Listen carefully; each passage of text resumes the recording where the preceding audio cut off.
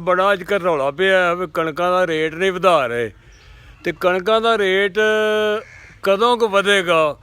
ਜਨਾਬ ਰੇਟ ਕਿਸ ਤਰ੍ਹਾਂ ਵਧਣਾ ਉਹ ਵਿੱਚ ਉਹ ਠੱਗ ਪਾਏ ਨੇ ਨਾ।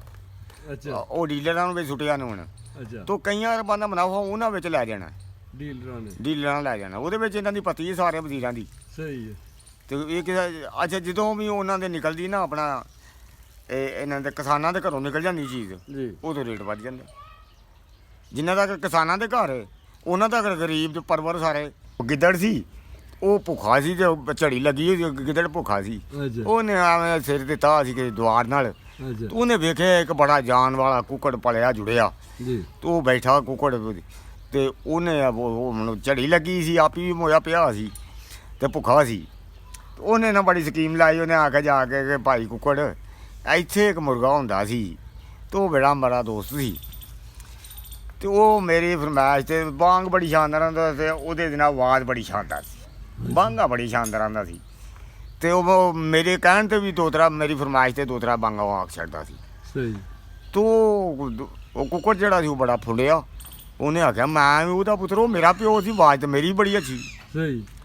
ਉਹਨੇ ਆਖਿਆ ਪਤਾ ਨਹੀਂ ਹੁਣ ਬਾਈ ਤੇਰੇ ਨਾਲ ਤੇ ਮੇਰੀ ਵਾਕਫੀਅਤ ਨਹੀਂ, ਤੂੰ ਸੁਣਾਉਂਦਾ ਕਿ ਨਹੀਂ? ਉਹਨੇ ਆਖਿਆ ਨਹੀਂ ਮੈਨੂੰ ਤੂੰ ਹੁਕਮ ਕਰ। ਤੇ ਉਹਨੇ ਆਖਿਆ ਕਿ ਮੇਰਾ ਆਵਾਜ਼ ਜਿਹੜੀ ਮੇਰੀ ਵੀ ਬੜੀ ਸ਼ਾਨਦਾਰ ਹੈ। ਉਹਨੇ ਜਾਨ ਆਖਣਾ ਸ਼ੁਰੂ ਕੀਤੀ ਨਾ ਜਿਸ ਘੜੀ ਤਾਂ ਆਂਦੇ ਨੇ ਕੁੱਕੜੀ ਫਿਤਰੀ ਤਾਂ ਉਹਦੇ ਕੋ ਅੱਖਾਂ ਮੀਟਦਾ ਜਦੋਂ ਜਾਨ ਆਖਦਾ। ਸਹੀ।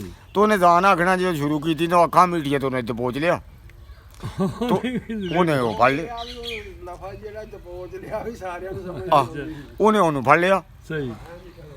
ਤੋ ਉਹਨੂੰ ਜਿਸ ਦਬੋਇਆ ਕੁੱਕੜ ਆਖਿਆ ਕਿ ਇਹ ਤਾਂ ਮੇਰੇ ਨਾਲ ਧੋਖਾ ਕੀਤਾ ਹੀ। ਤੇ ਉਹਨੇ ਆਖਿਆ ਕਿ ਵਕਤ ਤੋਂ ਪਹਿਲਾਂ ਜਿਹੜੀਆਂ ਅੱਖਾਂ ਨਹੀਂ ਮੀਟੀਆਂ। ਬਿਲਕੁਲ। ਤੇ ਉਹ ਲੈ ਕੇ ਨੱਸ ਪਿਆ। ਹੁਣ ਕੁੱਕੜ ਫਾਇ ਲੱਗਾ ਸੀ, ਉਹਨੇ ਕੀ ਆਖਣਾ ਸੀ? ਉਹ ਦਬੋਚ ਕੇ ਧਾ ਸੀ ਤੇ ਉਹ ਲੈ ਕੇ ਨੱਸ ਪਿਆ। ਜੇ ਅਗਲੇ ਪਿੰਡ 'ਚ ਗਿਆ ਨਾ ਤਾਂ ਉੱਥੋਂ ਕੁੱਤੇ 5-7 ਨਿਕਲੇ ਤੇ ਉਹ ਮਗਰ ਪੈ ਗਏ। ਸਹੀ। ਤੇ ਉਹਨੇ ਆਖਿਆ ਕੁੱਕੜ ਉਹਨੂੰ ਮਸ਼ਵਰਾ ਦਿੱਤਾ। ਉਹਨੇ ਆਖਿਆ ਕਿ ਇਹਨਾਂ ਨੂੰ ਦੱਸ ਕਿ ਮੈਂ ਪੀਆ ਮੀਆਂ ਤੁਹਾਡੇ ਪਿੰਡੋਂ ਨਹੀਂ ਲਿਆ, ਮੈਂ ਤੁਹਾਡਾ ਕੋਈ ਨੁਕਸਾਨ ਨਹੀਂ ਕੀਤਾ, ਨਹੀਂ ਤੇ ਇਹਨਾਂ ਤੈਨੂੰ ਚੀੜ ਪਾੜ ਛੱਡਣਾ ਇਹਨਾਂ। ਤੇ ਇਹਨਾਂ ਨੂੰ ਦੱਸ ਕਿ ਮੈਂ ਪਿਛਲੇ ਪਿੰਡੋਂ ਲੈ ਕੇ ਆਇਆ। ਜਿਸ ਘੜੀ ਉਹ ਗੱਲ ਸੁਣਾਉਣ ਲੱਗਾ ਉਹਦਾ ਮੂੰਹ ਖੁੱਲਿਆ ਤੇ ਉਹ ਕੁੱਕੜ ਉਹ ਛੁੱਟ ਗਿਆ।